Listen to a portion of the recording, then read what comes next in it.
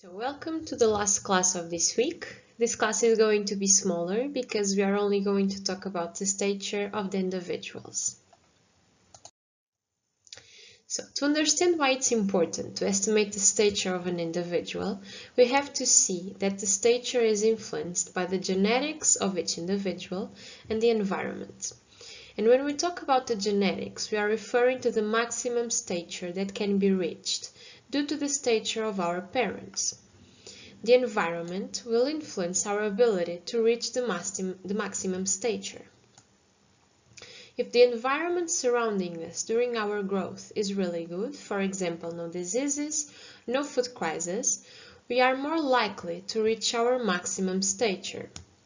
On the other hand, if the environment surrounding us during our childhood is bad, for example, a long disease in childhood or food crisis, the maximum stature will not be reached.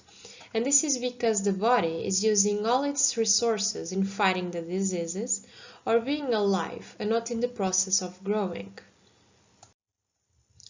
At a population level, the stature is a good indicator of the nutritional and health state, which means that it can be used as an unspecific indicator of the quality of life of populations. For example, several studies shown that when there are epidemics, the stature of the population decreases, as well as in cases of famines. So now we are going to talk about the methods used to estimate the stature. As well as with the metric methods to estimate the sex, in the stature estimation, it's important to use methods that were developed with a similar collection. I will tell you the methods that were developed with Portuguese collections because they are the ones that I'm most familiarized with. The first method is by Mendonça and collaborators from 2000, and it uses the physiological length of the femur and the full length of the humerus.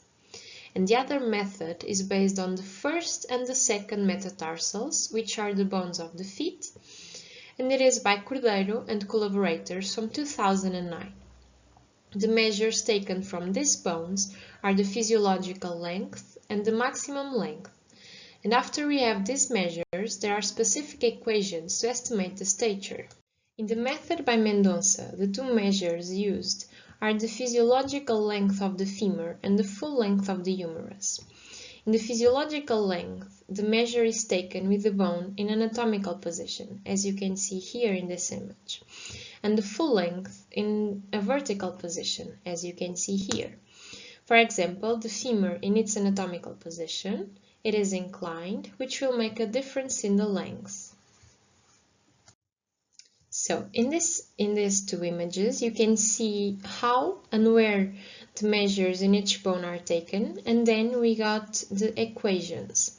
There are equations to females and males, and you can see that there is a third equation that is used to another measure, but this one is less accurate, so it isn't usually used.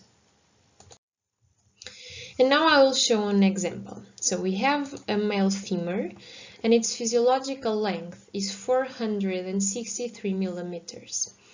Using the equation of males, with the physiological length, we obtain a stature of approximately 170 centimeters, which is an individual with 1 meter and 70 centimeters.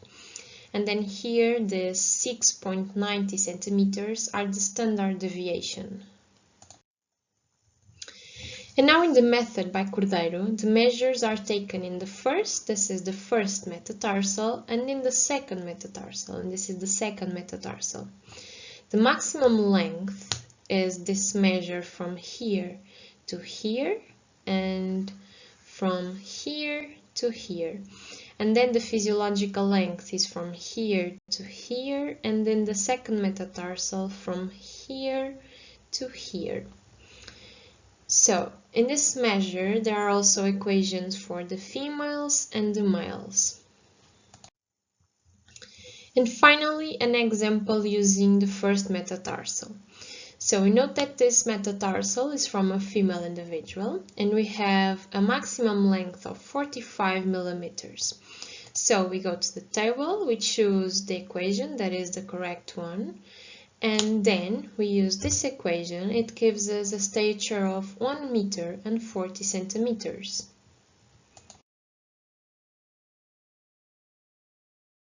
In the next week, we are going to talk about funerary anthropology. If you have any questions, please let me know, and I will see you next week.